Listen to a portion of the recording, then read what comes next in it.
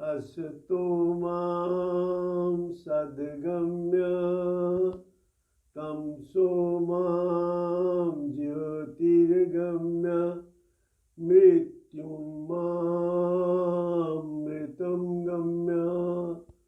ॐ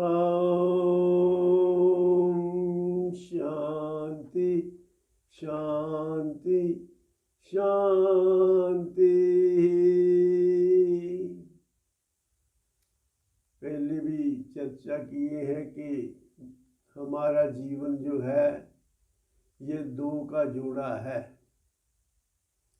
इसमें एक सत है, एक पार्ट, और एक पार्ट असत है। असत वो है जो हमें दिखाई देता है, और सत वो है जो दिखाई देने वाले को देखता है। तो हम इस प्रार्थना में हम भगवान से ये कह रहे हैं कि हमें असत से सत की ओर ले जाइए। अब हमारी जो स्थिति है वो असत में हम स्थित हैं। हम असत मीन्स जो है नहीं, कभी भी नहीं था और कभी होगा भी नहीं, परंतु भासता है। जो ना शुरू में था ना अंत में रहेगा, इन बिटवीन, शुरू और अंत के बीच में है, लगता है जैसा लगता है, पर वास्तव में है नहीं। अब शरीर के ऊपर ये बात सही बैठती है। शरीर एक समय में नहीं था, हमने इस शरीर में एंटर किया है, शरीर को धारण किया है। तो शरीर से पहले हम थे, शरीर नहीं था। जैसे ऐसे मानो अब मैं इस कमरे में बैठा हूं, इस कमरे से मैं दूसरे कमरे में चला जाऊं, तो मैं इस कमरे में था इसलिए दूसरे कमरे में जा सका। इसका मतलब मैं तो हमेशा था और मैंने शरीर ही बदला है। वो है सत, वही हमारा असली स्वरूप है। इसको आत्मा भी कहते हैं, स्पिरिट भी कहते हैं, अलग अलग नामों से इसे संबोधन इसका किया है, संबोधित इसको इंगित करते हैं अलग अलग नामों से। वास्तव में ये लाइफ है, लाइफ एनर्जी पहले भी थी, आगे भी रहेगी। इसका नाश करने के लिए कोई भी किसका भी सामर्थ्य नहीं है। गीता जी के दूसरे अध्याय के 17वें मंत्र में भगवान ने कहा है, अविनाशी तु तद्विद्धि येन सर्वमिदं ततं विनाशमव्ययस्यास्य न कश्चित् कर्तुमर्हति।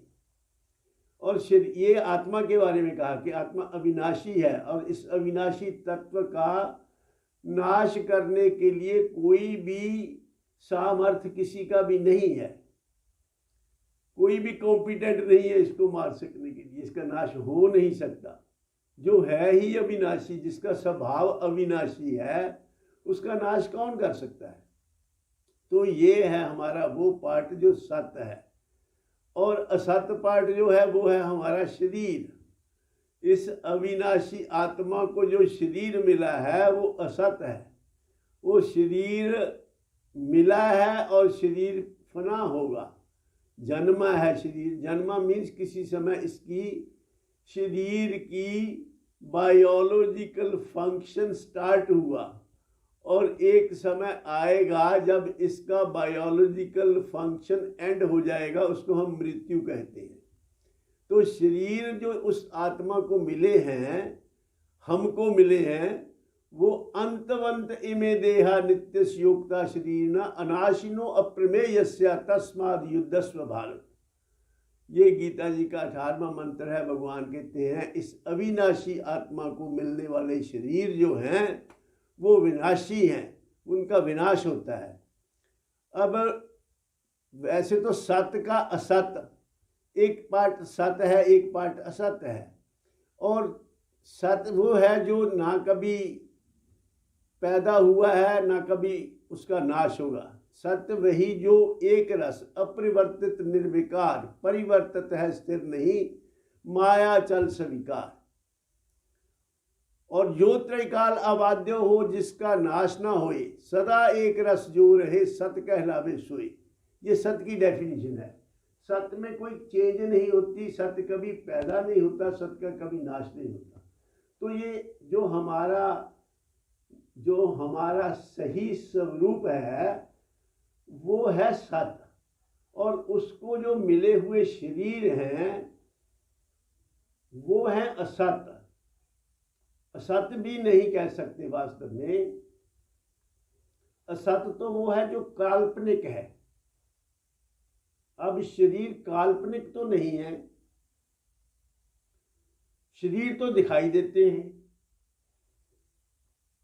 तो फिर इनको असत्य की बजाय इनको मिथ्या कहा है।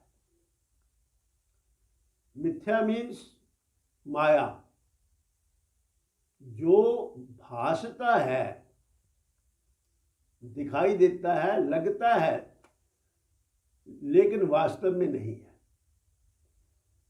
जो भासता है, और वैसे भी कॉमन सेंस की बात है, शरीर शुरू में नहीं था और शरीर अंत में नहीं रहेगा।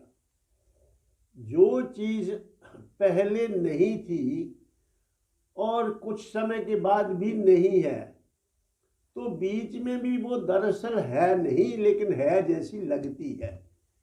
ये है हमारे शरीरों का हाल।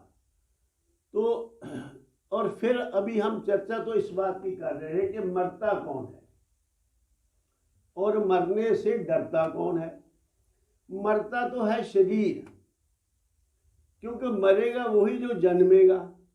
जन्मेगा मीन्स जो बना है। शरीर 5 तत्वों से बना है, मिट्टी, पानी और वायु, अग्नि, आकाश।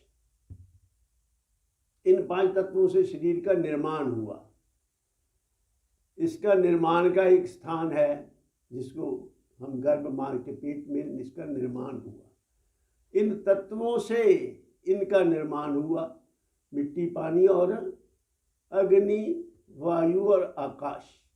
2 का संयोग, 3 का सहयोग। इनसे ये शरीर बने हैं। जो बने हैं वो बिगड़ते जाते हैं। बिगड़ना भी बनना ही है। बिगड़ के क्या बनते हैं? ये जो जिससे बने थे वही बन जाते हैं।